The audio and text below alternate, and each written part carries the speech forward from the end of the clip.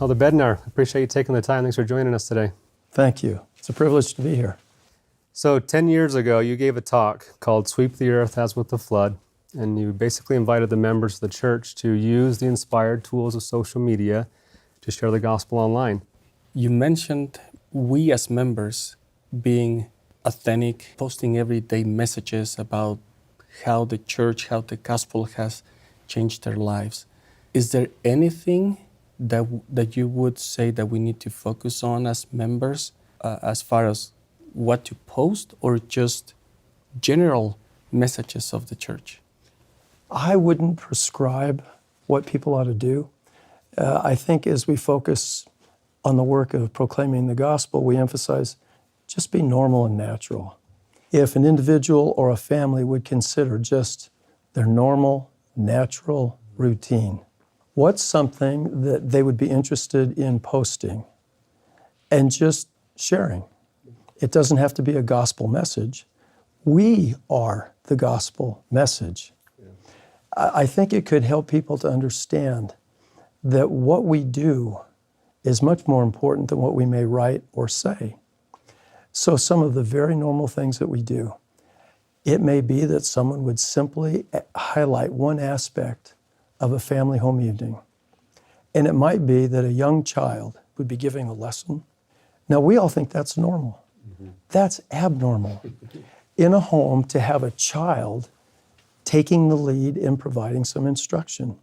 Well, a few segments about that, a little commentary about, here's what we focused on. We were talking about prayer because in our home, we believe prayer is important. And then have the little kid. What was it like for you to give this lesson? People would just be blown away to think that a 6, 7-year-old kid could give a lesson. So it's just so normal, natural, small increments, line upon line. That's how you get started. You gain a little experience, you see what works, what doesn't work. That's what we do. There are things that we say, let's try this.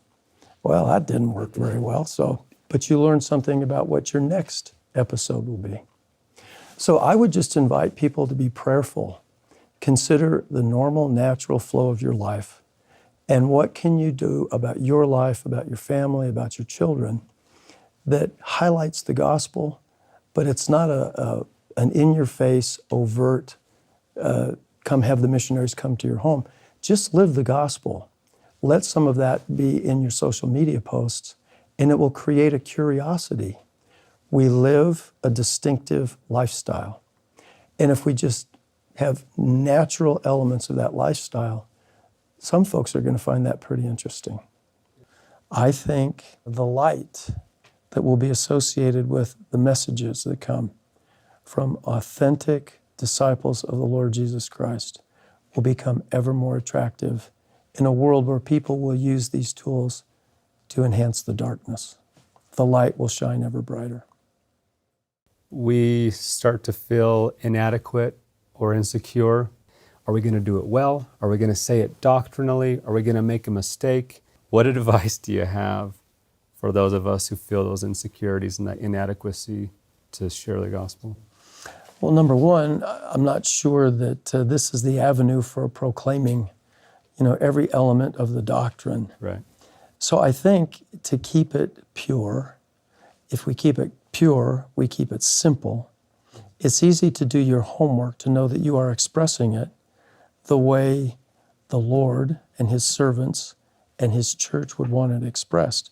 I think the homework that one does can give you the confidence to know that you're not stepping outside the bounds.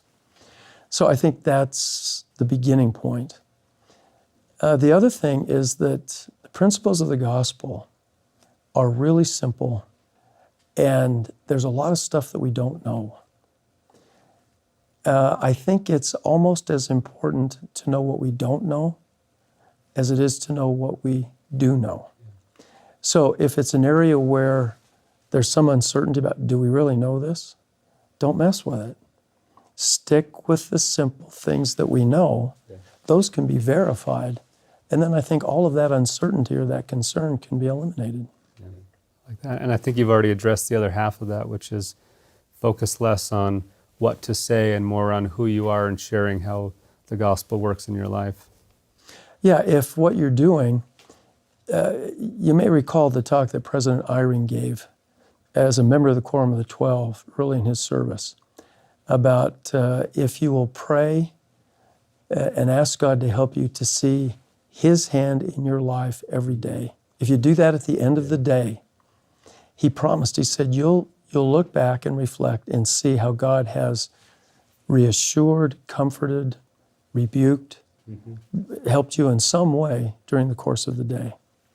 And I have listened to countless numbers of people who have taken that counsel and testified that I have seen things in my life that I previously had not seen or recognized. Yeah. Well, simply sharing something like that, you know, from your own experience living the principle. You don't need to declare the principle per se, but in the process of describing your experience with the principle, you are declaring it and making it relatable. Yeah. How can we be peacemakers in social media? I think sometimes it's hard for a lot of people to defend their faith, their beliefs, but also be respectful and a peacemaker. It's like a fine line. Sure. I don't know that we have to defend it. I think we have the responsibility to proclaim what we know. Proclaiming is not in your face, and there's something wrong with you if you don't accept it as soon as I tell you. I think many times we have the propensity to respond, but we don't know what we're responding to. Can you help me understand where you're coming from with this? It seems like you're kind of attacking. Is this intended to be an attack? The fact that you're trying to clarify and understand where they're coming from is the first step in peacemaking. If you are living the gospel, there will be people who do not agree with what you believe and what you do, and some of them will have a disposition to want to attack. You become a peacemaker when you don't respond in kind. You'll never be acknowledged, accepted, or recognized by everyone. It really doesn't matter what you do. Someone will find fault, be critical. And the question is, are you and I grounded enough to be able to receive that incoming flack and say, well, this person clearly didn't appreciate this post. But if what you did was true, it was you, then I don't see how you let that stuff bother you. In everything in social media, it's a pull. It's not a push. You're not in their face. You're not deriding them or denigrating them because they don't respond to the message. If they choose not to pull it, or if they pull it and their choice is, I don't like this, we respect that. We can also learn from it. If it just stops, I posted and I got slammed. You got to learn something from what it was that caused the slamming. And the learning from that episode, I think, is part of the essence of why we're here on the earth and what we're supposed to learn in everything that we do. We may have said something in a way that after the fact we recognize, that probably wasn't as effective as it needed to be. I can see how someone might have not responded to that. So we learn a lesson, but you can't live in a world of constantly looking back, I wish I had. If that's what you wish you had, then do that the next time, and it will help it to become more effective. And as we're wrapping up, what would be your invitation to the world 10 years later? My invitation would be, don't make this harder than it is. Don't complicate it. It's a remarkable learning process. It's not hard. Keep it simple. Don't be afraid to give it a go. There are great sources to get some help if you're just getting started. And this is not going away. This is the way the world works now. I've said to missionaries in the field, we began in 2013-14 introducing digital devices for missionaries to use. And a part of what I said to them is, this is not just about doing your missionary work now. You need to learn how to use these tools for righteousness now so that will be your pattern throughout your entire life.